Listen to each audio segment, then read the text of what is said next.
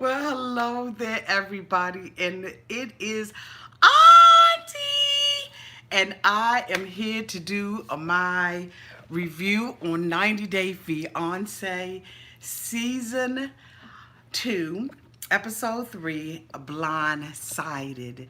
If this is your first time being here, please like, comment, and subscribe to my channel. And to all of my new subscribers who have just recently joined the family, thank you so much. I really do appreciate your support.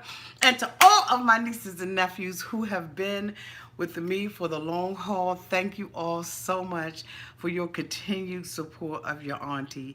Oh my goodness. Let me tell you something, you all. If I had to rate this episode, I'm sorry, I would I would have to give it another C. Although there were a lot of things that happened in this particular episode, I feel like TLC is slow walking us through the process. And all of us who are faithful 90-day fiance viewers don't need to be slow walk. We need to be fast walk through this process, okay? So so for all of you all who have your glasses ready, yes, I still have my other glass because yes, I'm still having construction done in my house.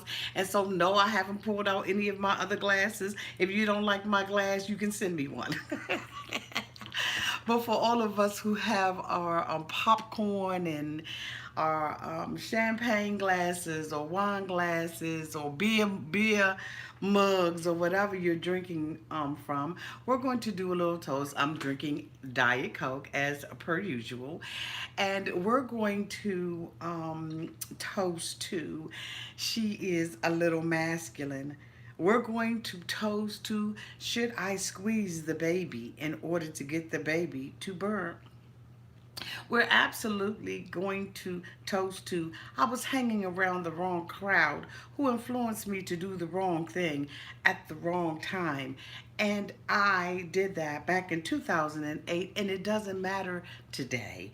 We're going to absolutely be toasting to, you know what? I'm going to put pillows up, and then I am going to create a barricade between the two of us so that he doesn't touch me. He is my ticket, okay? And we're going to toast to our theme song this week.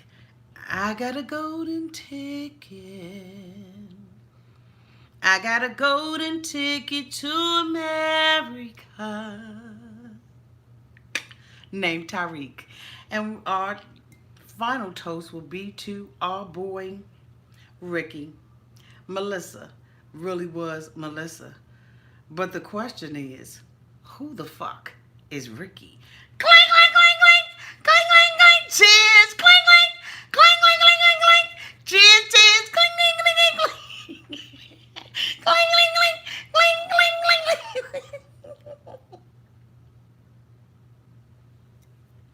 clang. Okay. These mofos have lost their ever-loving mind this week. I am not going to do it based on the episode. I'm going to do it based on couple, okay? And so I am going to go, as far as I'm concerned, from the most boring couple to the most exciting couple. So are y'all ready? Who does Auntie think is the most boring couple on 90 Day Fiance? Drum roll, please. Brrr, Paul and Karini. So we see Paul, at the same place that he was in last week, where he's, basically has asked Karini to take a pregnancy test. Now, this time he hasn't asked for the STD pregnancy test because he probably went back to America and had enough shots, and so he doesn't have to ask for that. And so, he believes that because she's been flirtatious with a gentleman on social media that she, has to take a pregnancy test. Karini walks off and she says no, and she's upset and she's mad and she's saying, well, how can I marry him if he doesn't trust me or anything? But at the end of the day, we all know that Karini's going to take that god-awful pregnancy test. And so, she walks away and Paul is like, how the hell can she blow this off? Doesn't she know that I am an American man and that, I am her golden ticket. And Karina is like, you know what, let me go into the hotel, let me get myself together, let me brace myself, and I'm going to, you know, fucking take this pregnancy test. So they get into the hotel room and she says, you know, hey, look, Paul, why do you accuse me of, you know, do you believe that I'm messing with someone in the United States? He said, well, look, I've been gone for 4 months. I absolutely do believe that you've been, you know, dipping and dabbing, and I want to make sure that you haven't been dipping and dabbing. So basically, I do. I want you to take this test. And so Karini's like, oh, okay, well, you know what?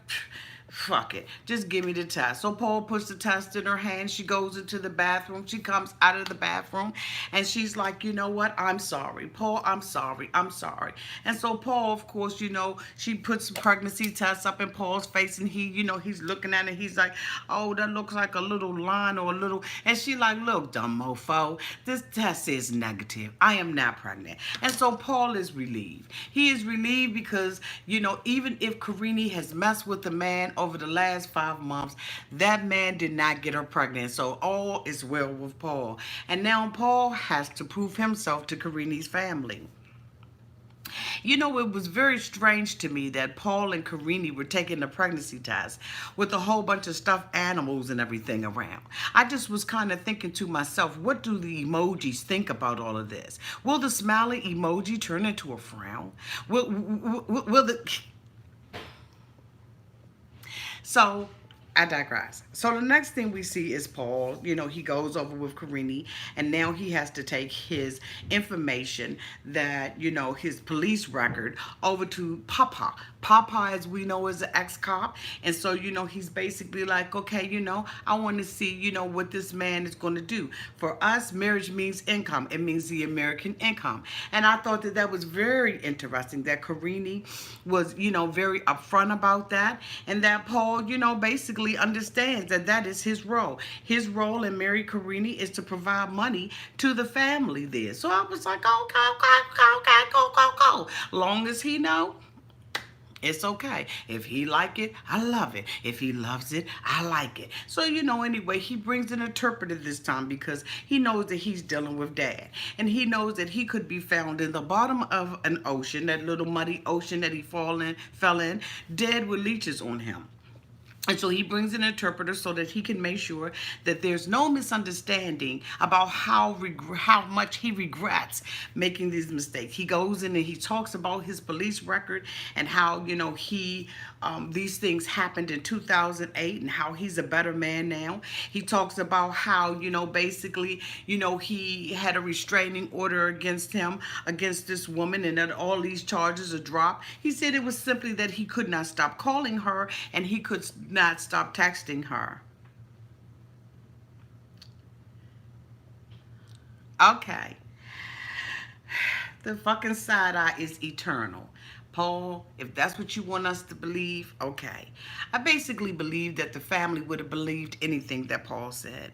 The father goes on to ask Paul, you know, basically, have you, you know, is this over, or is this these crimes, are they still processing this? Are you still being held, you know, in court with these? Are you still going back and forth with these? You know, what the hell are you doing? And Paul is like, no, you know, I regret it. I was with the wrong crowd. No, you wasn't with the wrong crowd, bitch, because when you burnt up, allegedly, when you set your house on fire for insurance fraud, that was done by yourself at your own house. And so, you know, Paul, you know, the typical man or a typical white man, you know, basically talks himself out of it. And I just believe, you know, and trust me, I'm just saying this because this is, you know, okay, this is how it is now, okay? You can agree and you don't have to agree. I don't give a damn if you do or you don't, but I'm just trying to tell you. When he sat down there, because his skin was white, they wanted to believe anything that he said. He talked his ass out of it like a whole lot of people do. Because had it been an African-American man sitting at the end in that sofa, I don't think that his father would have gone so light, or the mother. The mother said, have you ever hurt a woman? He says no. And Karini says, well, I've been with him and we've been in arguments and everything, and so basically, because we've been in arguments and he's never hurt anybody before, I just want you all, whether or not you want to agree with it or not, I need you all to give him a vote of confidence. Now, had he been, an African American man, and this is just my opinion, we can agree to disagree. Had it been an African American man, he would have been, he would have gone down a whole different a line of questioning on the brother. I'm just saying, maybe I'm wrong. I very well could be wrong. But let me tell you something. They were very ready to believe everything that Paul said out of his mouth. And Paul knew that they were willing to accept. He had his speech together. It was a typical speech that you hear people say all the time.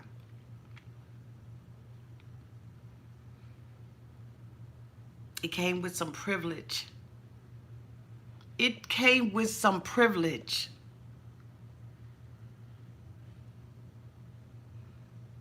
I'm just saying. Basically, the father said, you know what? I'm looking at this blonde hair and his blue eyes. He's an American man, and I believe him. And he has, my blessings to marry her. The mother said, you know what? He's not perfect, but you know what? I am going to accept it because ain't nobody perfect. There's nobody perfect, but mofos ain't burning their house down for insurance money. Y'all want to just go ahead on to go with that, then okay, go. But as far as I'm concerned, that would have never flew with me. But anyway, we move on to the next couple. The next couple is our boy Ricky. Yes, Ricky to me is the most, Ricky's boring. So we sit there last week and we wait and we speculate on what's coming out. Is it a lion? Is it a tiger? Or is it a bear? Oh my, what the fuck can't be coming out of there? And so, he's been sitting there at the restaurant for 2.5 hours waiting on this mystery woman to come. Next thing you know, he gets a text and they say, I'm getting out the taxi. Here the hell I come. And so we're all in suspense. We're waiting. We're like, oh my God. And then comes in Melissa. Now, Melissa, I didn't know now. Melissa was, she was nice looking and everything. She had braces on her teeth. Ricky said he had never seen braces on her teeth before. He don't know why he missed that, but he didn't recognize that before. But I was, basically when she came around that corner, my ass was looking for an Adam's apple. Now, I don't know what the hell y'all was looking for, but I was like, bitch, move that little thing right there to the side because I need to see. Do like this. Give me the notes. Give me the scales. Give me the scales. What's going on right here? I'm just saying what is going. Give me some scales. So basically, she sits down at the table and everything, and, he's cool in the game with her and all of that kind of stuff. What is that happening on the screen? Oh, okay. Okay. Okay, so I'm like, okay. All right. So, she's sitting there, over, drawing in eyebrows and, her hair is, sitting there. I was like, that's a nice little, lace front looking hairstyle that she has. And, she's gracious to him. She says that, basically she showed up late because, she had a lot of plans. She had a whole lot of stuff that she needed to do, before she got to him. Plus, she said, his fat ass is a lot, basically. So he sits there and he makes a sorry ass attempt of speaking her language, speaking Spanish, and he says that his Spanish isn't that great. And I'm saying, well, just move on to English. It's not like her ass can't understand what you're saying. Clink to understanding what the fuck he was saying. So it was apparent, that he was, a little uncomfortable. He gives her the red roses, and then he's got to define that. You know what I'm saying? You ever been with a man that do something for you? He got to define it. I'm going to take you and get you these shoes and everything.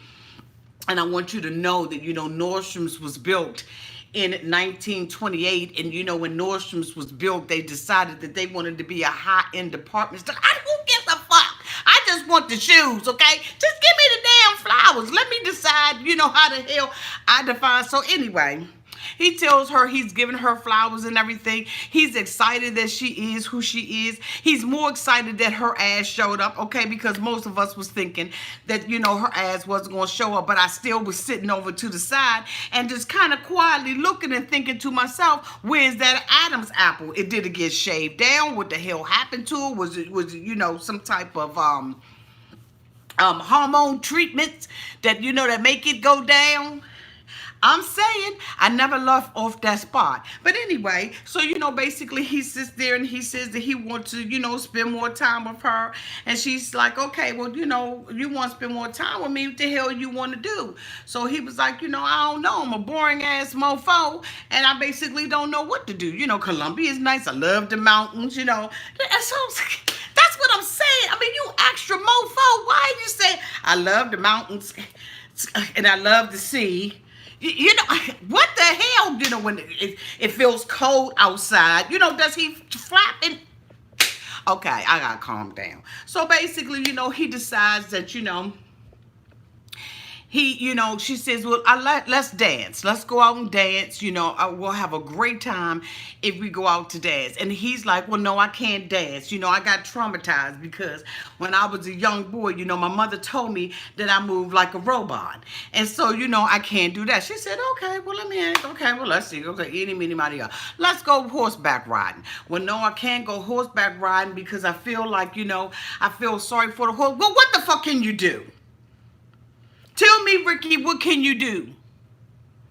Can you walk and chew bubble gum at the same time? How about can you walk my ass to a cab? I'm done tonight. It's time to shut everything down. How about I don't even feel like being bothered with your ass? I already said you was too much. I got a lot of stuff to do. I got a lot of people to see and a lot of strip poles that I need to be on. And basically, I don't have time for this. You sitting up here gloating and talk about how much of a doctor. Now come to find out that there's rumors out there that she wants your girlfriend anyway, that you was tricking and playing the game with TLC and that really this ain't your girlfriend because somebody sat up there and read your damn screenshots, and now all of a sudden your ass all bust out and you got TLC wasting your time and ours. Ricky, since you be in my inbox, boo, inbox me and let me know what the hell is going on. All these allegations out there on different social media sites, are they true, Ricky? Could this possibly have been a gag that you did with TLC? You gagged them to get on the show, Ricky. Certainly it could not have been that way because you just don't appear to be that kind of man to me. But let me know what the hell is going on because everybody is saying that you frauded TLC. Now, how in the hell do you fraud TLC? Do you give them a fake ass story? Does TLC not check out their stories? I don't know. But you know what? The only person that can clear that up for us is our old dear friend Ricky. Ricky, when you got the opportunity, reach out to your auntie and let me know what the fuck is going on, okay? Okay. And so the next couple that we see that, hits our screen is this damn dumbass Rachel and John. Now, I don't know about you all, but something is going on with John. And I don't... Because, how you do that? God bless him. Because I'm just saying, okay, so we see this mofo driving, okay? I don't know why she had to take a train to Paddington if this bitch had a car all the time. So some stuff is not connecting for me. So we see John and he's going over to basically, take her home too. They got a 3-hour drive, you know what I'm saying? She hasn't washed her ass. I don't know whether or not Lucy's pamper got changed or whatever. But, I'm just sitting up there saying, I just think that this is ridiculous. Ridiculous. Okay? These women are ridiculous. I don't understand what they're thinking. Okay? I just think it's dick-rageous. It's just out and out dick-rageous to me. That you would take your baby, your 8-month-old baby, and take yourself over there and do something ridiculous and out-diculous like that. But anyway, we die. I moves on. So we see her, driving over, and she gets out of the car and everything, and she's got little baby Lucy, all wrapped up. And, John, he's a hot ass mess because basically all he wants to know, is whether or not he can, basically he can brush his teeth. So basically, he wants to brush his teeth and everything. And so they go into the house, and she meets the mother. The mother was like, I'm not feeling this. I really don't know what the hell is going on with my son. I mean, I know that he's got a prison record and everything. He can't take his ass up out of here. He's bringing this woman in here with this baby. But we don't know who the fuck she is. We don't know whether or not she's a nice person, a mean person. I mean, he's been in different relationships. It's been hard to keep up with the hell is going on with him in these different relationships. So I don't know what the hell he's doing with her. But okay, bring the bitch on in here with the little baby, and let's see how this work out. So basically, she comes in there, with the baby and everything, and she got a tooth off this, off the break. So the mother said, here you go. Here go a little blanket for the baby. Just a little start off to our, our future. So she was like, okay, thank you for the baby, and the blanket. She tells Lucy to touch and everything. And I'm thinking, okay, the hell would you give me a blanket for? What you trying to say? You trying to smother my ass? I mean, what are you trying to say? Are you saying you want to bury me and you want to cover me up, and swaddling clothing? Really, Mom, what are you trying to say? You don't like my ass already? Why the hell would you give me a blanket when I come in there? But okay, she did it for the baby. So, okay, we do it for the vine. So basically, she comes in there and everything, and she's talking about, she feels like the mother doesn't, the mother feels like she's going to be the one that's taking her away from her, taking her son away from her. And she was like, basically, I don't give a damn. That the way that the mother feels is not going to make me change my mind. And I am going to fight for this relationship with John. And I'm saying John can't even finish a damn sentence. What the hell are you fighting for him for? You don't have to scratch Paul. Like, really? Like, if you sit there and you look at him every time he's talking to the producers, he can't complete a damn sentence. So I'm saying, what are you fighting for him? So anyway, they go upstairs to romper room. He basically has a crib, and he's got the little baby's room, hanging off the radiator and about to catch on fire any goddamn minute. He got toys and everything, Tigger and Winnie the Pooh and everybody sitting Mickey Mouse Club and some motion. You know what I'm saying? Sitting on the daggone thing. So she's like, oh, okay, well, this is so nice. You got a crib? He was like, yeah, I got a crib. She was like, damn, you got more here than I got in my own home. What? What the hell do you mean by that, Rachel? How you a single mother? You got an 8-month-old baby and you got a 7-year-old baby. You walking around fucking everybody, and you gonna sit up here and tell me that he got his house look better than yours, and this is your natural biological baby that came up out your womb, on? What the hell is going on? Again, like I said, this is Dick Rages. This is Dick Rages. So, basically, she sits up there and she's like, the producers asked her, do you think that the baby's going to, are you worried about John's stress level? She said, no, I ain't worried about John's stress level. This what the hell he said he wanted. This is what he going to get. So John is frazzled and everything. He's trying to put the baby's crib together. He's trying to do what he do with the whoop whoop and the boop boop boop. And so, basically, the baby, little Lucy started crying because Lucy tired as hell. Lucy been traveling over 18 hours, okay? Lucy tired as hell. Put the baby to bed already. See, that's why your ass should have got a hotel room. You should have came over there with $1 so that you could stay stay at the damn consulate or the embassy or something. Get you a good night's sleep. Then take the long ass hike to John's house. But no, you're going to take and put that baby through that because you just want to be Dick Rages about this whole thing. So basically, John is like, okay, shut the baby up. I need the baby to shut the hell up because the baby is screaming and it's starting to stress me out. And she like, okay. And she just sitting there, and she bumping the baby. You know how you bump the baby on your leg and everything. And I'm sitting up there saying, okay, this man is trying to put the sheets on the crib and he's trying to do whatever he need to do. And the only thing that she got on her mind is whether or not the chemistry between the two of them is going to work. Whether or not the two of them are going to be able to knock it out the park. That's the only thing you cared concerned about? This man was so damn stressed, y'all. Let me tell y'all how stressed he was. How stressed was he, girl? He was so stressed dealing with that baby. He vacated the premises. He left about that room, ran up down them stairs, told his mama, he said, Mama, I can't deal with this. I ain't never been around no baby before. I wanted to take and squeeze the damn baby in order to get the baby to burp. And the mother said, you know, but let me give you some tea. Some little tea to do you. So he sat up there like that. Can you put sugar in the tea? Can you think of something? I was thinking, yeah, baby, I'll put some sugar in it for you.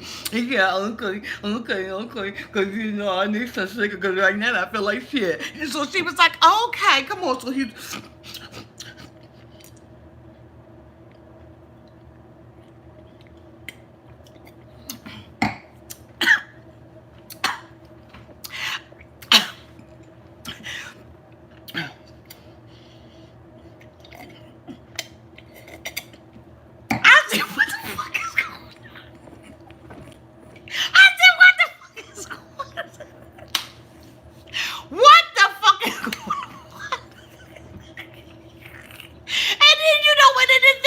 Because your baby's stressed out like that. You know Mama saw one of Mama saw one of her out there. She said, she got to go. Her and Lucy. Give me that damn blanket back. So we see him trying to get his damn stuff together and everything. He goes back in, you know what I'm saying? And at this point, she's trying to get, you know, trying to calm the baby down. But then the next thing you know, we snap, you know, like a clap on, clap off. You know what I'm saying? Clap on. Her ass is downstairs in the bed with him. So he comes down in the bed. She's like, you know, I hope the chemistry is there. You know, I hope, you know, we can have some absolutely dictatious sex and some, you know. So, you know, basically, you know, she's just ready to just. Okay.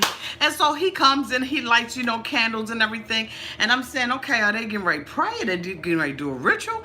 Like, what the hell are they getting ready to do? So, you know, basically he lights the candles and everything. He lays in the bed and, you know, it's like, okay, turn out the lights. So he looking at her. She looking at him. He looking at her. She looking at him. He said, fuck it, I'm going to check on the baby. He gets so many words about that camp. He said, ain't no chemistry there. It's going to take chemistry a long time. It just goes to show that both of them are on two total different wavelengths. He said, she said the chemistry, you know, it's what? He said, oh, hell no, I'm going to check on the baby. So he goes upstairs, goes downstairs and goes on check on the baby. But what mother leaves their baby in an opposite room, in another room in the house because you got a damn baby monitor? Who does that? Who travels all those miles to go to a man that they have never met before? Never ever met this man before in your life. And you leave the baby in another room? Rachel, you have your dictorities. Okay? Your dictorities are off. You need to work on your dictorities. Your priorities are dictorities. Get that together. Why is everything that you're thinking about with your little thing that you know, with that? What's really going on here? She's laying in the bed and he's running to go and see the baby because he's almost acting like Hassan. He doesn't want to be bothered with her. He's uncomfortable being around her. And she's sitting up in the bedroom saying, should I go downstairs or shouldn't I? Should I help him? Shouldn't I? Damn right, this is the same bitch that said that he was going to squeeze the baby in order to get the baby. This woman's priorities are off so, they're just so off. And you know, last night when I was on Facebook Live, for all of you all who are out there, thank you so much, y'all, for being out there. But last night when I was on it, I was without words for most of the show. Because I cannot believe the priorities of these people. and what they will go to in order to find somebody. If you want a mofo that's crazy, you can find that on every street block here in the United States. Why would you spend all this money? Do you think that money is going to buy you happiness? Do you think that money is going to buy you an individual who's going to treat you any differently than somebody would in the United States? I don't understand. I don't understand the mentality of somebody who would take their baby thousands and thousands of miles away and then say, you know what, he said that this is what he wants, so I'm going to push this on him. The man is having a nervous breakdown. He's downstairs with his mother sucking his thumb and drinking tea. What the fuck is wrong with Rachel? So anyway, we see him in the nightlight, and he's sitting up there coddling the baby, and she's sitting downstairs contemplating whether or not she's going to get a snap, crackle, and a pop. Again, like I said, this is ridiculous. Absolutely ridiculous. And so our next couple is Tariq. Tariq has finally landed in the Philippines. He said that somehow he lost his ticket. But guess what? Hazel said, bitch, I'm not losing mine, because I got a golden ticket. I got a golden ticket to America. She said, bitch, this is not Willy Wonka and the Chocolate Factory. Okay? I got a real golden ticket. So he's like, you know, I'm excited to see her. And so, you know, she comes out. He comes out of the airport. He's hoping that she's going to be there. She has the whole fucking soccer team there with her. These bitches got flags go like they're going to homecoming. They rah-rah and hip-hip. The only thing that they didn't have was a goalie, okay, and pom-poms out that mofo. I said, what the entire hell's going on? She's brought the whole soccer team with her. Her cousin told her, bitch, you look sexy. Okay, so because what they do is they flash back. They shows our ass Hazel. Hazel is at the house with her cousin. Okay, remember she had asked if her cousin could come. And so basically she comes out, to, you know, she comes out the bathroom with her little cheap-ass red dress on. But for her, this is her wages. They give us some background about the bitch, and I'm getting ready to tell you about, okay? Okay. So basically, you know, she's sitting there and she, you know, gets a text message from him, and he's in Bangkok. Now, Bangkok, as we know, is where Tariq's previous girlfriend was. You know, she was basically there, and she was, you know, doing the do with the whoop whoop and the boop boop boop. And so, you know, she's like, okay, hold up. How the hell is my golden ticket going to be sitting somewhere else in Bangkok? That's where his ex-girlfriend works. So, you know what? Live. So I'm a little concerned about what the hell he doing. He's already promised me the American dream. So we see her going to work and everything, you know, one of those little, I don't know what the hell it was, but we see her. She says, I'm a poor girl. She says, I work 10 hours a day. I said, bitch, so do I.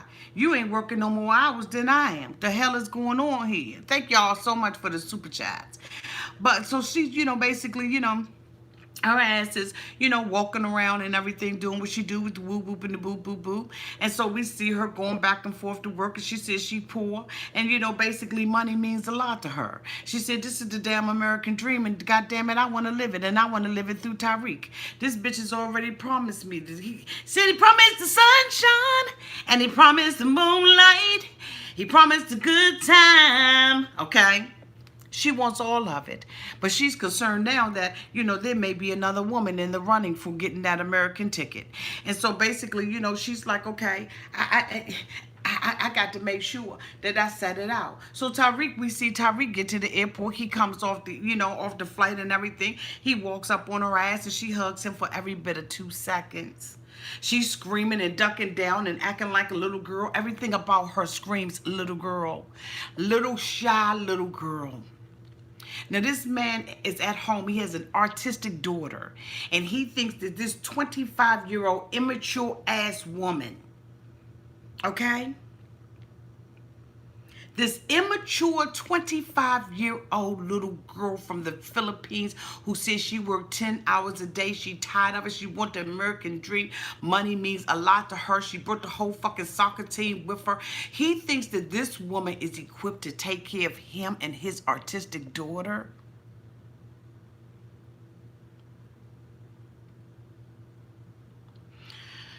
Okay. So basically, he comes off, she hugs him for 2 seconds. He's standing out there acting like a straight ninja. He's standing out there, woo!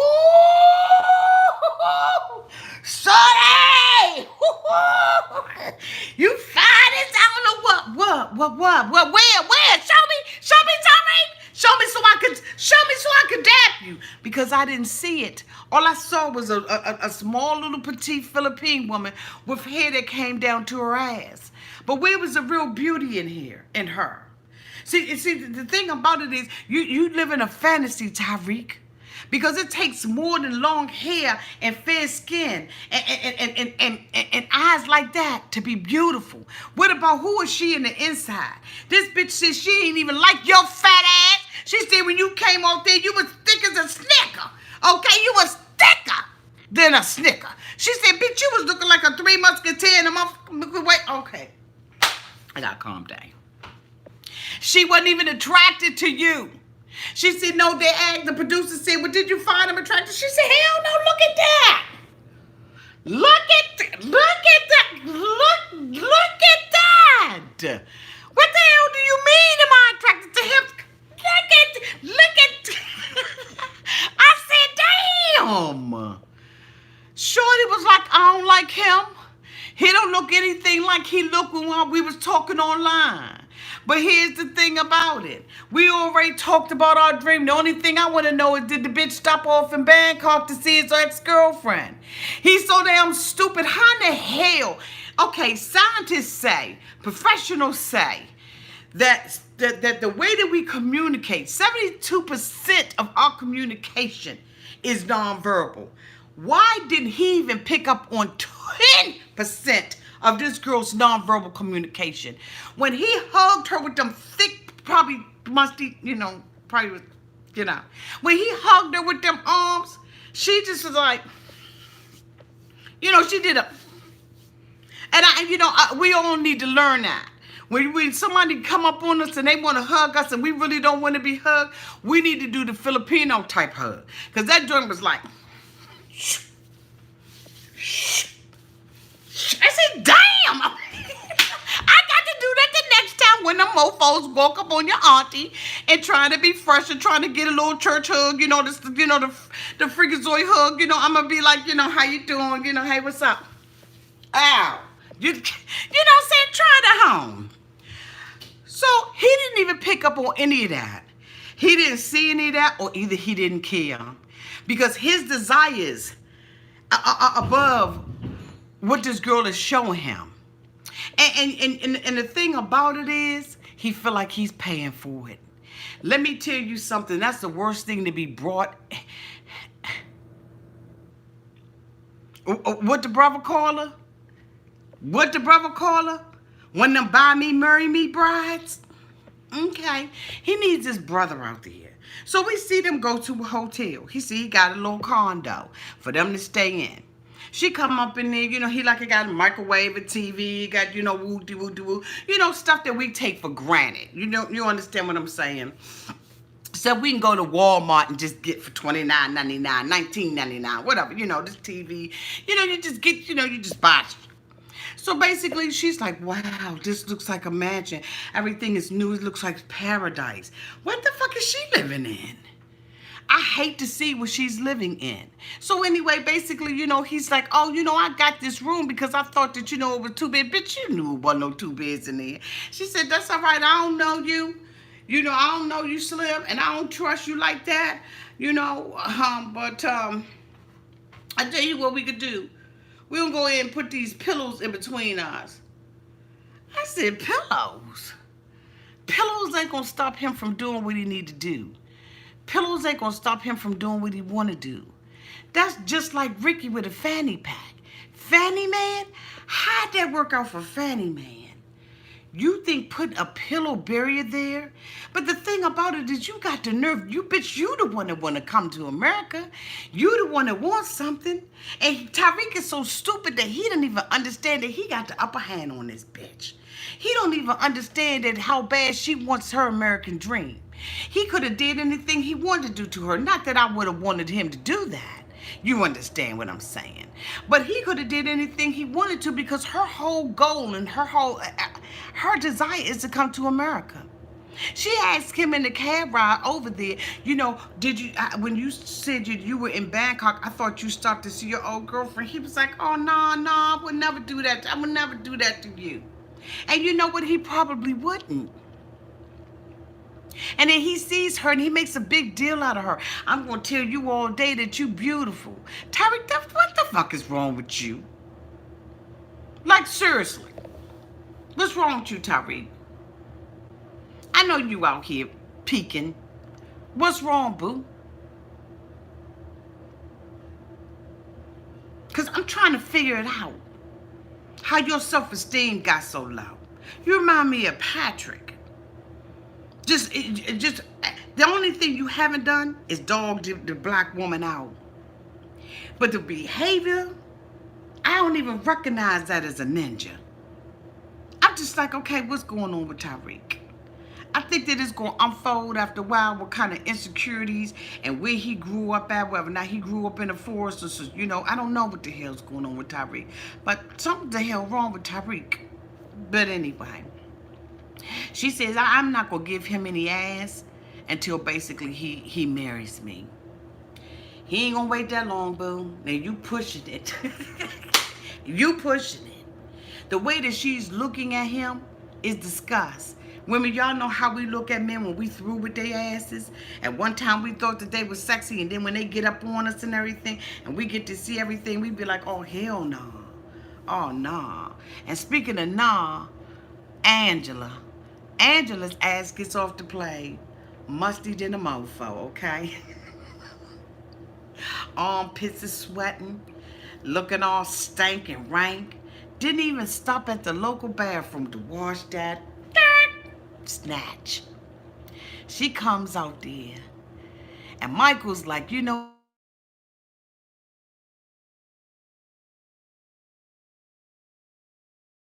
I'm going to, be a little disappointed.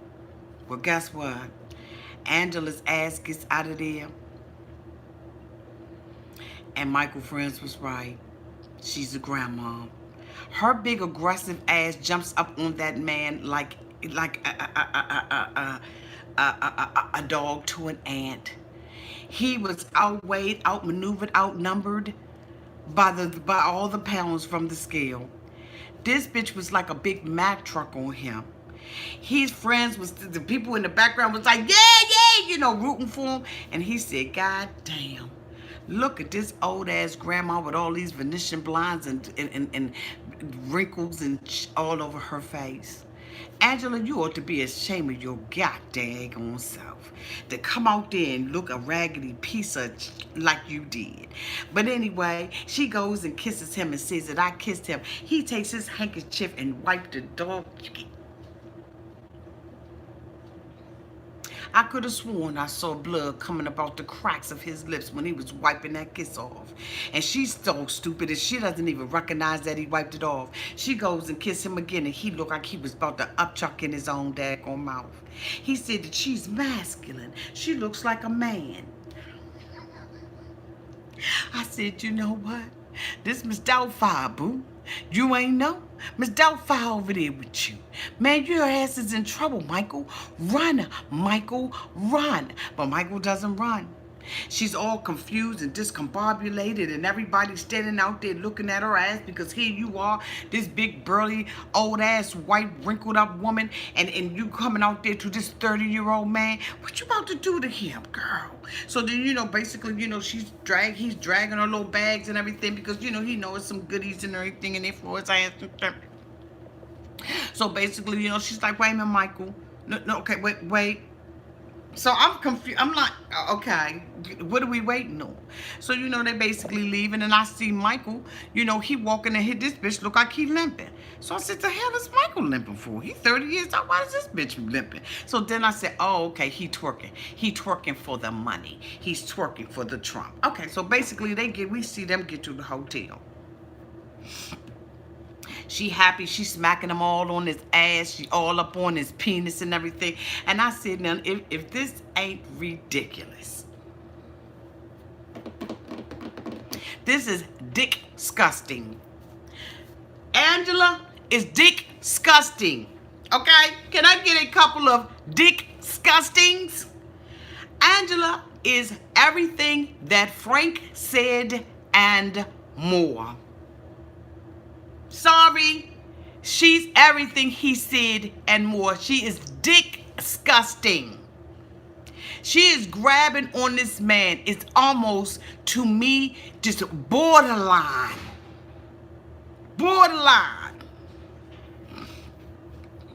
Taking it from him without his consent.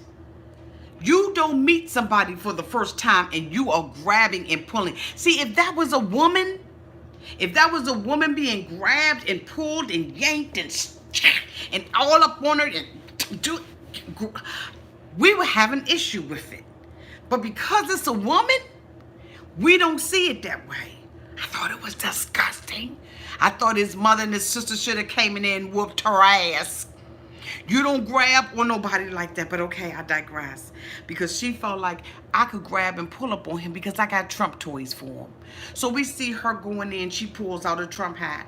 She puts the hat on her head, and damn if she ain't look like Trump's twin sister. Okay, Trumpetta. Okay, I Trumpetta. So she takes the hat off and she puts it on him. Try it on. He's like, yeah, make America great again.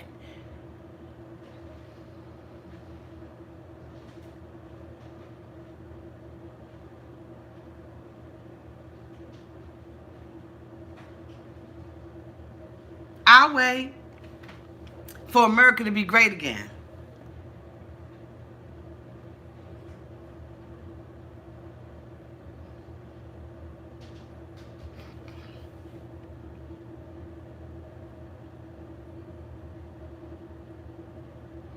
Is it great yet? Call me when it becomes great. But anyway, he don't know no better. So we gonna let him go here and slide. But she takes, Trumpetta takes it, she goes a little step further. She said, okay, I'm gonna buy you a shirt. So she gets this bitch a XS shirt. Don't you know he's a big man? And the thing about it was she got off the airplane and she hugged him. She said, you my chunky baby. What do you mean chunky baby? Isn't that the pot calling the kettle fat?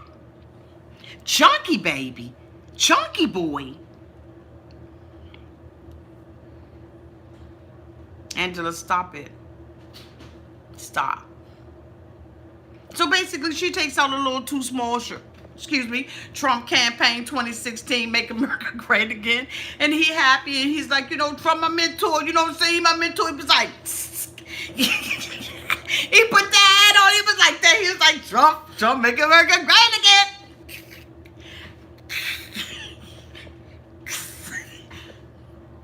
I said, this is ridiculous. Honey, I can't swallow this. What the fuck is I can't.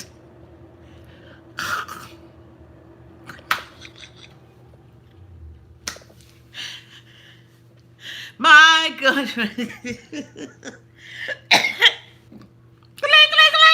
To making America great again.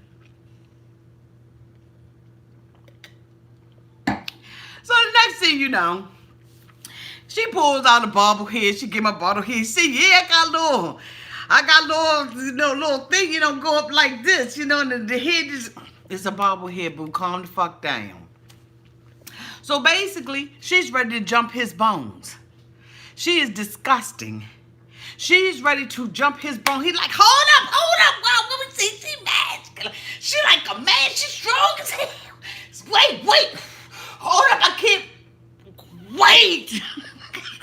He gotta take all the strength from him for yesteryears to get this big old woman up off of him. His pants, she's sitting there holding the man crouched in front of TLC. Do you not have any class, Angela? I mean, are you not embarrassed by what you doing, boo? You on television groping somebody's son. I almost felt like he was 15.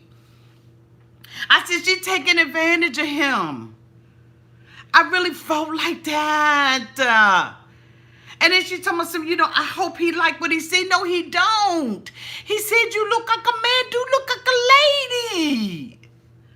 And so you know what? She screws him. She told me, let me take my stuff out the suitcase. And then Angela, the next thing you know, Angela is waking up in the morning with her big ass white bra on and her red, I don't know what, I don't know. And he's like, it's time to get up. And she told me, I'm going to trump you. When she gave him the stuff, she said, I'm going to trump you. She throws him back on the bed, gave the bitch whiplash. Do you hear me? He got whiplash. She threw it back so daggone far. He had whiplash. I'm going to trump you? I'm going to trump you right on up. I'm going to trump you right on up. I said, get up, get up, get up, get up, get up, get up, get up, get up, get up. Sit your booty back down. I was like, this woman she's taking advantage of this young boy. So basically, she had sex with him. She told me we done had sex 2 or 3 times. She already said the day before that he was in trouble. She already said that. So she was like, okay, we got it 2 or 3 times, and I'm going back for some in the morning.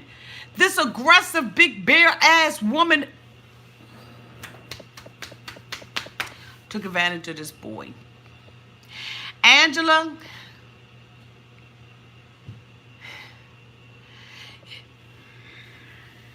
is the first white woman in this village. They pull up, Michael get in the car, they driving over to go see the mother. This bitch got the nerve to sit in the car and say, do you want me to put makeup on or just eye stuff? No, I need you to put on the mother. Oh, I almost said it. I need you to put on a clay mask. I need you to put on a little saran wrap on the top of it. Pull that bitch all the way back, just yank it back so it look like it's real skin. Then I need you to put makeup on top of that. Then after you put makeup on top of that, put eyelashes and some more, just make a whole new damn face. He said, try to make your face look sweet because you look like a goddamn man. You're just so masculine looking, you know what I'm saying? She gonna sit up there and look at him like that. No, bitch, he talking to you. He already checked with me and I told him he was right. He checked with me and I told him he was right. Angela, you look like a man. You act like a man. You're aggressive like a man. You throwing them around like a man. And you're taking it like a man. Angela. So we see Angela going through the village. She see everybody looking at her. She talking about one of the women on the street. She said she got that thing on her head. I couldn't do that. I said, yeah, you sure couldn't. And she going up into the mother's house. What the fuck for? To give the mother the bag? I didn't see the bag. Maybe the bag's in the back of the car. I don't know what it is. But let me tell you something. I thought that I like Angela. I'm hanging on by a thread. But I'm telling you right now, if you missed last week's review on what Frank said about Angela, I'm afraid you need to go back and you need to pull that video up and you need to watch and listen to what Frank said. He started the video off. He didn't, and he ended it. And there were a lot of things that Frank said about Angela that a lot of people did not like. But let me tell you one thing. Frank hit on the head, okay? Yes, he did. Angela is everything that Frank said she is and more. Whether you like it or agree with it or not, that ass is trash. And she is absolutely disgusting. All of these women who have gone over here across the shiny seas just for a piece of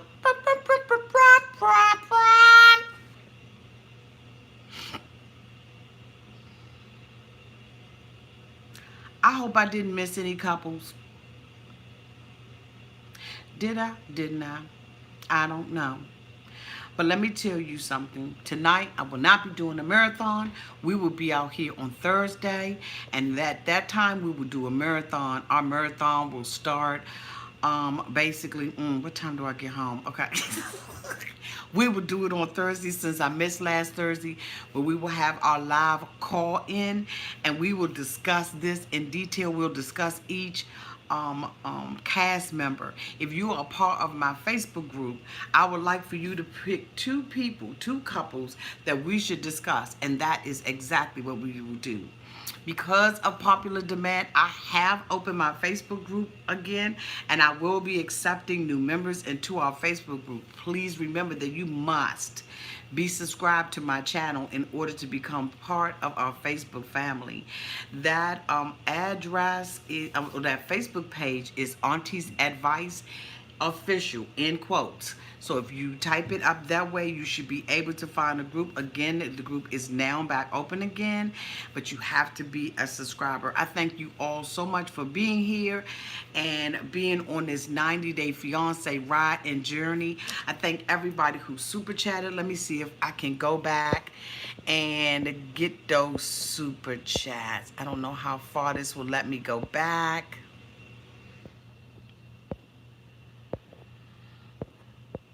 Okay, thank you, D. Hannon, for the $5 super chat.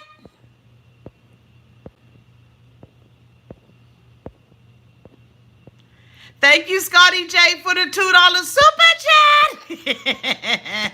Thank you. Oh, it won't let me go back any further. But anyway, thank you. It looks like there's about 361 people. And I really do thank you so much for being here, each and every one of you all. I appreciate you so much. You're awesome too, Jana Myers. Thank you so much, you all, for being here. And absolutely make sure that you say hi to your cousins. Thank you, Sherry M, for the $3.99 super chat. I am under my real name, Tony Smith. I want to join Auntie. Okay, that's absolutely fine. Lena, and to all of my other moderators, thank you so much for moderating tonight. I appreciate each and every one of you. And don't forget, on Thursday, we will be doing our marathon. And the vote will be open on Facebook on tomorrow to see which couples we will be discussing. And we will be doing another live call in. Thank you all, and y'all have a great night. Bye-bye.